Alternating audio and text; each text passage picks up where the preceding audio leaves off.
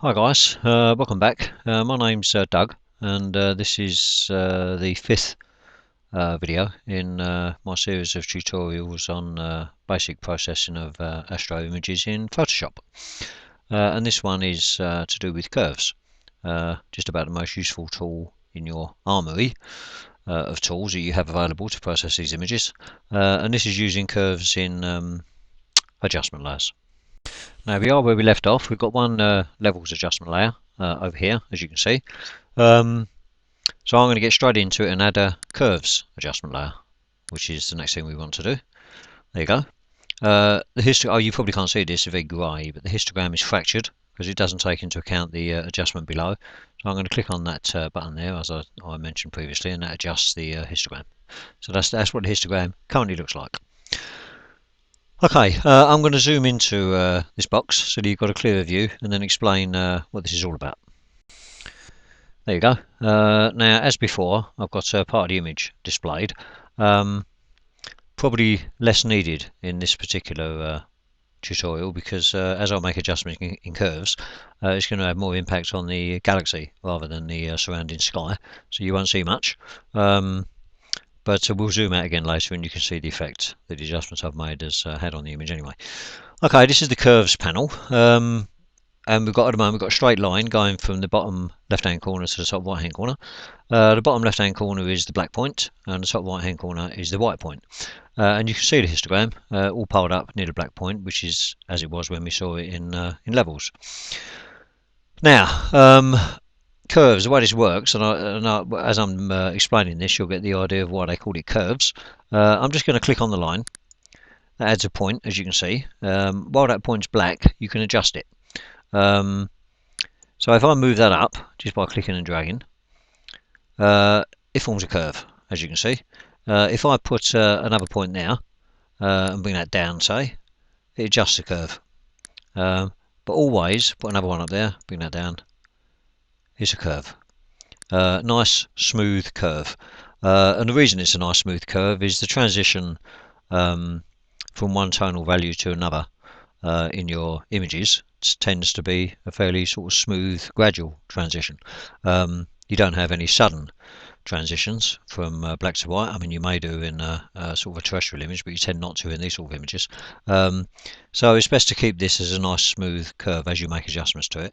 I'll describe what the adjustments actually do as we do it, but that's where the name comes from. That's why it's called curves. Now these points that I've put on the line, we can get rid of them very easily, which is what I'm going to do now. Just click on it and whack it off, like that. Just sort of push it to the right or the left or whatever way you want to go, and that just smooths it. And let go of the mouse and it gets rid of it. And we're back to where we started. Now this button up here, pointy finger, can you see that? Where my mouse is moved around. If we click on that, I go into the image, that gives me an eyedropper. Now while I'm moving this around the image, have a look at the line in the curves panel. And near the black point, can you see that little circle moving up and down very slightly, just sort of gradual movements? And if you look below that, you can see the input and the output. They should read the same at this stage. At the moment it's 7. No, it's 8. If I go into that star, I'm really pointing now. See where it's moved up to now? 95. That's in the area of that star. But the sky itself tends to be predominantly around the 7 or 8 mark. All the same sort of value. So I'm going to put a mark there, or point, on that curve. I'm going to make it 8. And the way I'll do that, I can either go back into the panel and click on the line at that value, 8, or I can just click in the image here where I've got that value. So just click there, and that puts a point on the line. Now that point I use as an anchor point. Bear in mind, as I said in the previous tutorial, this is the way I do things. There's 1,000 different ways to do this stuff. Some tutorials may tell you to immediately put in a huge great S-curve. Now that's good if you've got excellent data, make huge great adjustments in curves. But if I was to do that in this image, the noise would be horrendous. So I make very small adjustments, and as many as I can get away with, basically, and that way it keeps the noise under control. And the first thing I tend to do is to put in an anchor point on the curve, which is the sky. The reason I do that is I don't want the sky changing. I'm quite happy with the colour of the background at the moment. It's not black, but it's close to black, and that's the way I like the sky. So I'll put in an anchor point there, and any points I put above that, which I adjust, that will stay where it is. So the sky won't be affected by any adjustments I make. Okay, now I'm going to put in another point and start making adjustments in curves, and for you to be able to see the effects, I'm going to zoom out again. Okay, here we are, full image now. Now I've still got this little hand clicked on here, so we've still got the eyedropper on the image. Hopefully you can see that. Now I'm going to sort of move around over the galaxy now, and if you look at the curve line again on that panel, you can see that little circle, and it's making more obvious movements now as I sort of mouse over this image. And it gives you, if I go right into the centre of the galaxy there, look, it zooms right up to 126, and this bit here is bright as well, and it goes right up to what, 103. Oh no, it's quite high there. 147 up there. That's probably near the centre of that bit of the galaxy. That's actually a separate galaxy, by the way.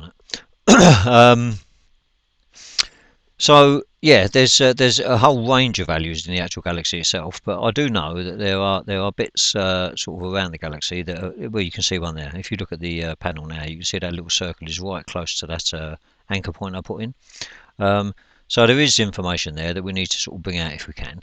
So the next point I'll put into onto the curves line, I'm going to put one just there for now, and I'm going to move that down, that point. When I say down, I don't mean I'm going to move the curve down, which is what I just did, you may have noticed. I want to change these values, the output values here. I just pointed at the screen, would you believe, when I said that? Apologies for that, guys, you can't see my finger. Yeah, the input and the output value at the moment is 17, and I want to bring that down closer to the anchor point there, which is 8. Now I could type in, I could click on that point and just type in perhaps 10. And the output, it won't accept that, you see, because it's too close to the value that is already in there, 8. So the minimum I can do is 12. So that's okay. Click on OK. Put 12 in there, and put 12 in there. Okay. Now I could have moved that point with the arrow keys on my keyboard, sort of left down, until so that would have been adjusting the input, adjusting the output, adjusting the input, adjusting the output, and slowly move it down closer to the anchor point that I've put in. But if you put in a value, you can type it in your keyboard. That's perfectly fine. Okay, now that's that point is actually black, so I can adjust that now, and I can adjust it with the arrow keys on the keyboard. If I click on the up key, and that makes an adjustment, it's now moved up. The output is now 13, so the input's 12 and the output's 13. Hopefully you can see that. It's probably not very clear. I think I might zoom into this panel again just to give you a clearer view of it. Okay, there we go. So you can see the input is 12, the output is 13. If I click on the up arrow on the keyboard, and that's moving the curve up, basically, it's affecting the output value. The input value is the value we started with. The output value is the value it's going to be once the adjustment's been made. So it's increasing that tonal value from 12 to 13, and as a result it's making it brighter. So if I click on the up arrow again, goes up to 14, click on it again, goes up to 15, and so on and so forth. And you can see the effect it's having on the curve. It's keeping it as a nice smooth curve. Because we've got no anchor point near the white point, and I don't use anchor points there. It's creating a nice smooth curve from the adjustment point that we're using all the way to the white point.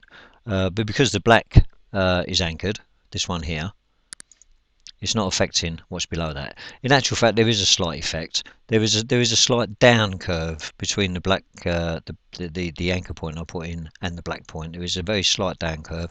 Otherwise, we'd have a corner, and there are no corners in curves, guys. So there is a very slight downturn in those values there, but not enough to worry us at this stage. Okay.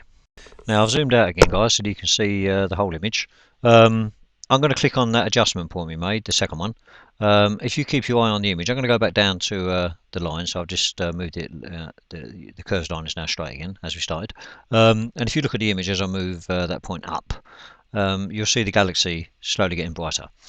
The sky isn't changing because of the anchor point I put in to keep the sky as it was. It's just the values above the level of the sky that are changing. So the really faint detail that was very close to the colour of the sky, almost black, is now coming out in the galaxy. So I'm going to do 4 little adjustments there. So that particular point was 12. The value is now 16. The tonal range was 12. It's now 16. So that's brightened all values above the anchor point that we put in for the sky. Now I'm going to put in a little point up here. If you look at the curves panel again, and I'm going to bring the curve line to the right of that point to make it a straight line. Now the reason I do that is it stops the centre of the galaxy getting too bloated if you do that. If I move that up again, and if you look at the centre of the galaxy, as I move it up and down, you can see there's a very slight change, but it stops the centre of the galaxy getting bloated. So I tend to keep that bit of the line sort of straight, and the rest is a nice smooth curve. Okay, that's our first adjustment in curves. Now I'm going to put in another curves adjustment layer now. Click on that button and curves, and that puts another curves 2, another adjustment layer in there, as you can see. Just correct the histogram by clicking on that button. And histogram is, again, the drop off on the histogram is getting less steep all the time as we make these adjustments. And I'm going to click on this little hand button here, so we get our eyedropper back. And again, if you look at the oh, you can't really see it, it's probably too small in your view, but the average value of the sky is still about 7 or 8. There's a couple of 9s in there, I think, but it's still about 7 or 8. So I'm going to put another point in at 8. That's 9. I'll move it down 1. That's it. Okay, and that's anchoring the sky again. And I'm going to do a very similar adjustment to the one I just did. I'm going to put in a point very close to the anchor point that I've put in there, moving it down with the arrow keys now. Left, down, until it won't move anymore. No, it won't move any further. If I hit the left arrow, it doesn't move anymore. So that's as close as it will get to the anchor point I've put in. And I'm going to put in a very similar adjustment again. 3 clicks up I'm going to do this time. And you can see the image is getting brighter all the time. The galaxy is getting brighter. And I'm going to make the same adjustment, or the same anchor point, if you like, sort of an anchor point, towards a white point. Make that a straight line, as I did before. Okay. Now, if I turn these layers off, the adjustment layers, the curves adjustment layers, you can see what it looked like before we started making the adjustments and what it looks like now. Okay. That was when we opened the image. All we've done at that stage was the levels adjustment, and then we made the first curves adjustment. Click on the eye, and that becomes apparent. And then we made the second curves adjustment. Again, click on the eye, and you can see all the time that the galaxy is getting brighter and brighter. Now, before I put in another curves adjustment layer, I'm just going to zoom into the image, and basically I'm going to have a look at the noise. Okay, we zoomed right in, 430%. So it's not looking too bad at the moment. It's just starting to become apparent, but it's we can probably give it another 1 or 2 goes. I'm going to zoom out again. Always keep an eye on the noise levels in your images as you're making these adjustments, because you could make several adjustments and then suddenly discover that your noise has got completely out of control. So keep an eye on it as you go. Now, before I put the next curves adjustment layer in, I'm just going to zoom into this part of the image. When it lets me zoom. Okay, here we go. Now, you probably can't see that in your view, but there's a little bit of faint nebulosity around this this galaxy here. And I want to bring that out slightly, so I'm going to put in another curves adjustment layer now and show you what I'm going to do. Okay, there's my next curves adjustment layer. Adjust the histogram. It's not absolutely necessary to do that, it's just for cosmetic purposes more than anything else, I suppose.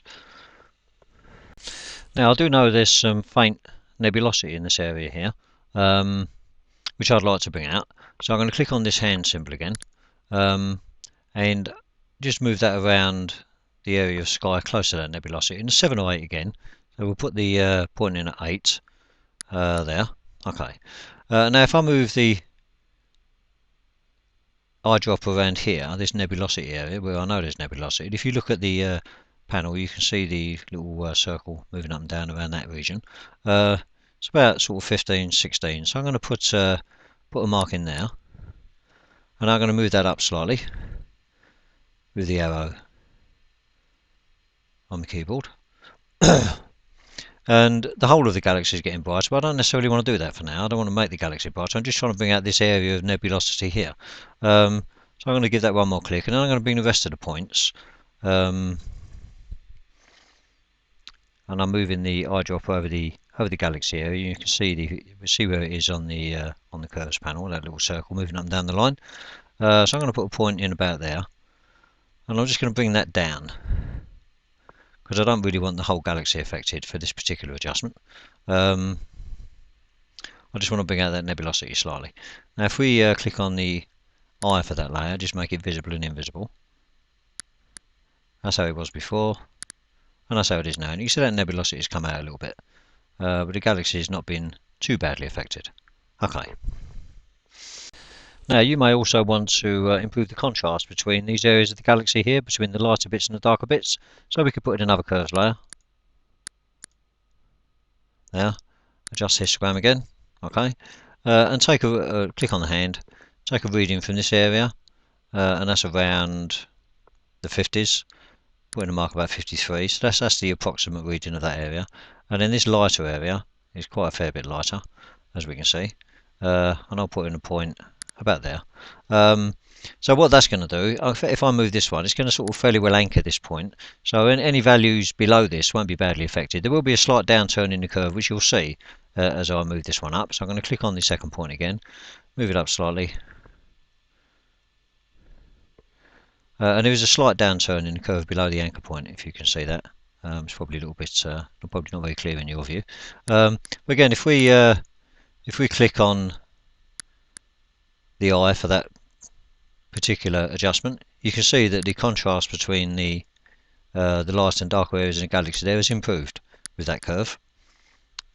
Hopefully you can see that as I'm clicking it on and off.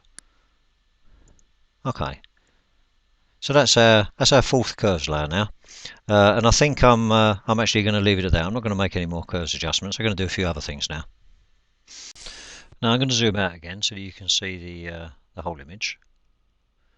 Now that's starting to look half respectable, I think.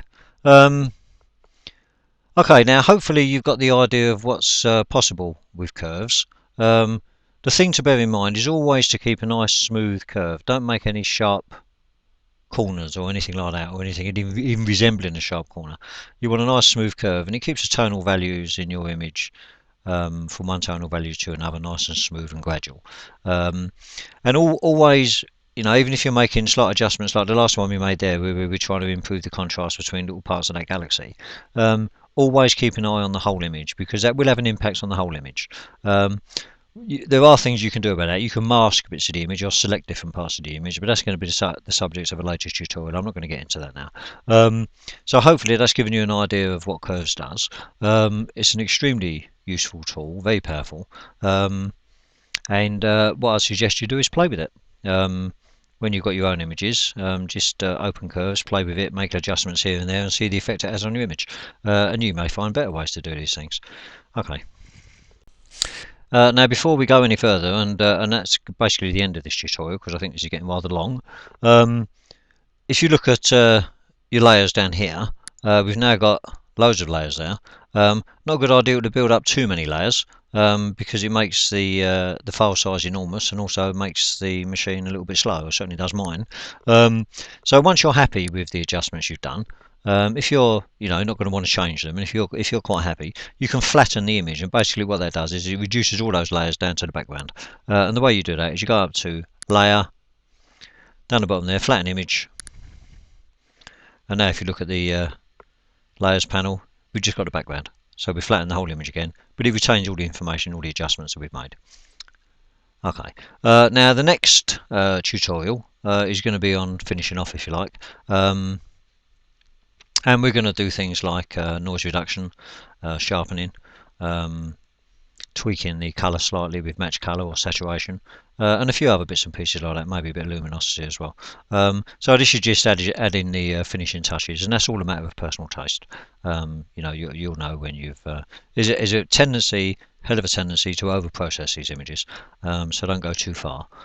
So we'll just cover a few other little bits and pieces in the last tutorial, which will be tutorial number 6, and hopefully you'll find that equally useful. Alright guys, I shall see you again soon.